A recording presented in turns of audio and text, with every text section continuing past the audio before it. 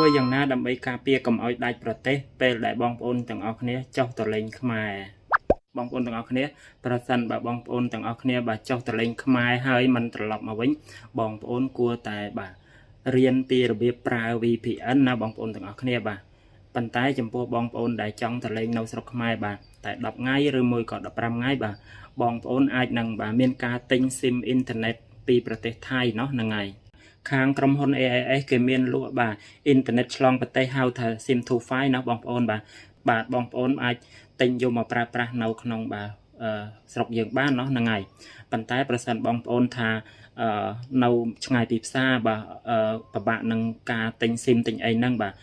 ប្រសិនបើបងប្អូនទាំងអស់គ្នាមាន SIM Want to Call ក៏បងប្អូនអាចបាទចុះឈ្មោះទិញអ៊ីនធឺណិតយកទៅប្រើបាទស្រុកយើងបានដែរណាហ្នឹងហើយ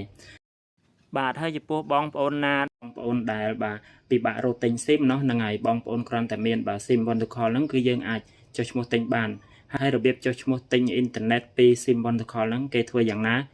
តោះទៅមើលទាំងអស់គ្នាបងប្អូនបាទបងប្អូនចូល Play Store មកបាទរួចហើយបងប្អូនចុចពាក្យថា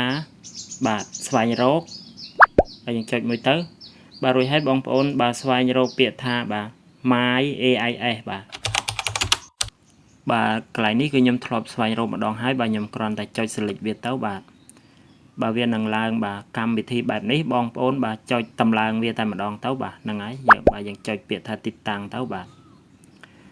រងចាំបន្តិចឲ្យបាទកម្មវិធីយើងដើរពេញសិនเนาะហ្នឹងហើយខ្ញុំសូមកាត់វីដេអូកន្លែងនេះចោលបន្តិចបាទកុំឲ្យវីដេអូយើងបាទវែងអនឡាញណាស់ពេកបាទក្រោយពីយើងដោនឡូតកម្មវិធីរួចហើយបាទយើងចុចបើកមកបងប្អូនទាំងអស់គ្នាបាទបន្ទាប់មកបាទកម្មវិធីគេក៏មានមុខមាត់បែបហ្នឹងเนาะបងប្អូនបាទហ្នឹងហើយបាទរងចាំបន្តិចសិនឲ្យរបបដើរតិចបាទហ្នឹងហើយមកហើយបាទបងប្អូនអាចរើសភាសាបានเนาะហ្នឹងហើយប្រសិនបើបងប្អូនបាទយើងចង់ដាក់ភាសាខ្មែរក៏បានដែរបងប្អូនទាំងអស់គ្នាបាទប៉ុន្តែជួនកាលភាសាខ្មែរវាមានលាយជាមួយអង់គ្លេសអញ្ចឹងបាទខ្ញុំសូមបាទប្រើជាភាសាថៃណោះហ្នឹងហើយបាទអញ្ចឹងហើយយើងចុចពាក្យថាចាប់ផ្ដើមបាទមកដល់កន្លែងនេះបងប្អូនទាំងអស់គ្នាបំពេញលេខទូរស័ព្ទរបស់យើងមកណាហ្នឹងហើយគឺបំពេញបានតែលេខ Want to Call ទេបងប្អូនបាទចំពោះបាទគឺខែក្រៅពី Want to Call គឺมันអាចយកមកប្រើបានទេเนาะហ្នឹងហើយបងប្អូនចុចពាក្យថាបាទសាងបញ្ជីនេះមកបាទនេះក៏គេមិនឲ្យយើងសាងបញ្ជីទេបងប្អូនព្រោះថាខ្ញុំមាន ID នឹងស្រាប់ហើយបើខ្ញុំចុចចូលបាទរបបតែម្ដងបាទរួចហើយគេឲ្យយើងបាទដោះសោអេក្រង់ទូរស័ព្ទបាទមកដល់កន្លែងនេះក៏បងប្អូនបាទចុចពាក្យថាបើកការចែងตือนនេះមកបាទប៊ូតុងពណ៌ខៀវហ្នឹងបាទរួចហើយបាទបងប្អូនចុចពាក្យថាអនុញ្ញាតបាទរួចហើយបងប្អូនបើកតំណែងផងបាទរួចហើយយើងជ្រើសរើសពាក្យខាងលើនេះមកបាទនេះហើយគឺមុខមាត់បាទ My SMS ណោះបងប្អូនបាទហ្នឹងហើយយើងចុចកន្លែងរូបផែនដីនេះមកបងប្អូនទាំងអស់គ្នាបាទដើម្បីចូលទៅទិញអ៊ីនធឺណិតเนาะបាទរួចហើយយើងចុចពាក្យថាបាទទិញ package roaming បាទយើងចុចចូលមួយទៅ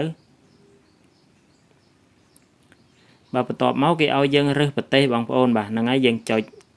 select កន្លែងហ្នឹងមួយមកបាទបន្ទាប់មកយើងមករើសប្រទេសយើងមកបងប្អូនទាំងអស់គ្នាបាទយើងរកមើលពាក្យថាប្រទេសកម្ពុជាเนาะបាទនៅតាណាអញ្ចេះ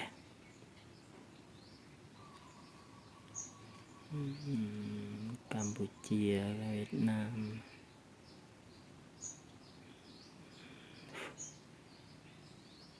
នេះឃើញ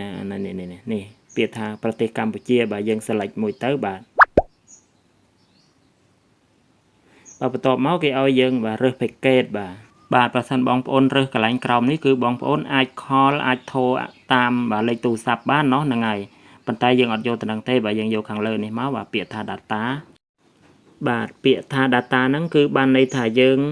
ប្រើតែអ៊ីនធឺណិតទេបងប្អូនបាទយើងអត់ត្រូវការ call ចេញ call ចូលទៅខ្មែរទេเนาะហ្នឹងហើយបាទបងប្អូនរើសពាក្យថា data ហ្នឹងមកបាទហើយរួចហើយបាទយើង select លើពាក្យ data ហ្នឹងមួយមកបាទខាងក្រោមនេះគឺ package របស់បាទអ៊ីនធឺណិតយើងហ្នឹងបាទវាមានតាមតម្លៃមានតាមទំហំ megabyte និងមានតាមអាយុការប្រើបាទប្រហែលថ្ងៃអីចឹងទៅបាទ បាទអញ្ចឹងខ្ញុំសូមបាទជ្រើសរើសបាទតម្លៃនេះមកបាទ93បាតបាទយើងបានទំហំអ៊ីនធឺណិត2 GB និងបាទរយៈពេល1អាទិត្យបាទរួចហើយយើងចុចពាក្យថាថាត់បៃបាទបន្ទាប់មកយើងបាទចុចពាក្យថាថាត់បៃមួយទៀតបាទសូមជម្រាបបងប្អូនថាយើងបាទបញ្ចូលលុយក្នុង SIM ហើយសិនគឺទៅបានយើងចុះឈ្មោះបានเนาะហ្នឹងហើយប៉ុន្តែអានេះខ្ញុំគ្រាន់តែបាទលើកជាឧទាហរណ៍ឲ្យបងប្អូនទាំងអស់គ្នាឃើញទេបាទខ្ញុំបាទអត់បានបាទបញ្ចូលលុយមែនទេប្រសិនបើកន្លែងហ្នឹងបងប្អូនបញ្ចូលលុយហើយបងប្អូនចុចពាក្យថាបាទ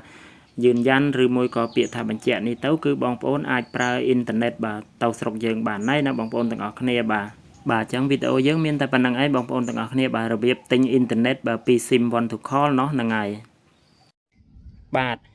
វិធីទាំងនេះគឺវិធីការពារបាទមួយកម្រិតតែប៉ុណ្ណោះណាបងប្អូនទាំងអស់គ្នាបាទมันបានធានា